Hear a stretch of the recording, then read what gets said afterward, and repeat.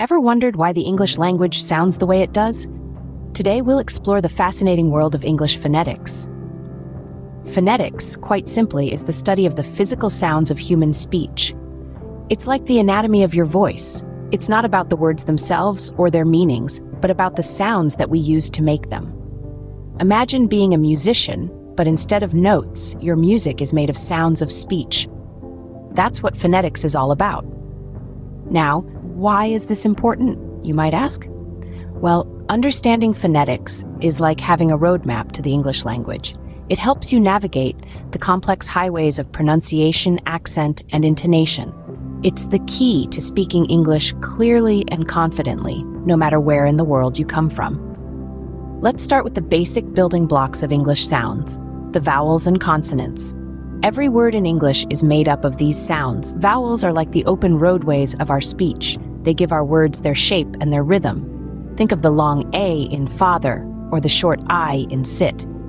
On the other hand, consonants are like intersections on our speech highway. They give our words their crunch and their edge. Think of the hard K in kick or the soft S in sit.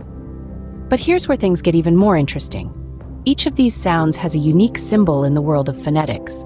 These symbols are like a secret code, a universal language that lets us write down exactly how any word should sound, regardless of how it's spelled. It's like having a GPS for pronunciation. So, whether you're an aspiring linguist, an English learner, or just a language enthusiast, phonetics is your gateway to understanding and mastering the sounds of English. It's a fascinating journey that will make you see, or rather hear, English in a whole new light. As you can see, understanding phonetics is the first step towards mastering English pronunciation.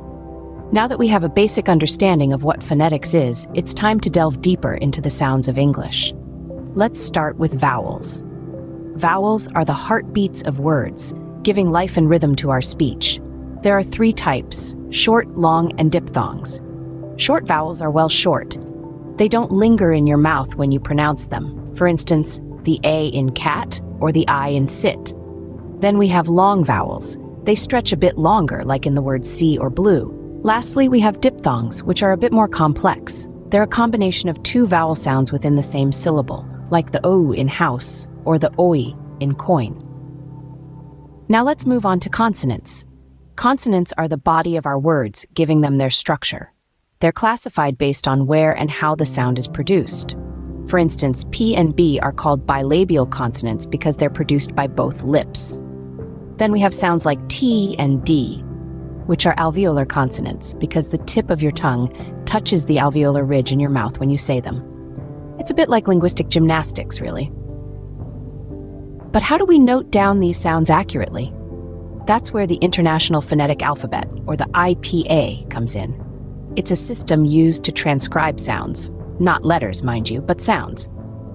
With the IPA, you can write down the exact pronunciation of any word in any language. It's like a universal language for sounds, if you will. So why is all of this important?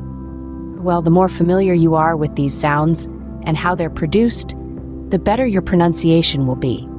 You'll be able to say words just as they're meant to be said, without any ambiguity or confusion. And that's a powerful tool to have in your language learning arsenal. By understanding these vowel and consonant sounds, you can significantly improve your English pronunciation. We've learned a lot about English phonetics so far, but how does this knowledge apply in real-world situations? Let's take a few examples. Consider the word thought. Its phonetic transcription using the International Phonetic Alphabet, IPA, is thought. Now, this might look a bit alien, but when broken down, it becomes clear. The thet represents the T8 sound, O corresponds to the awa sound, and T is, just T. So you pronounce it as awa T, thought. Or consider the word laughter. In phonetics, it's transcribed as laughter. The L and F sounds are pretty straightforward, but A represents the A sound, and tar is pronounced like ter. So you say it as laughter, laughter. Understanding these phonetic transcriptions can be immensely helpful when you encounter new or difficult words, so don't shy away from them. Remember, practice makes perfect. The more you use phonetics, the better your English pronunciation will be.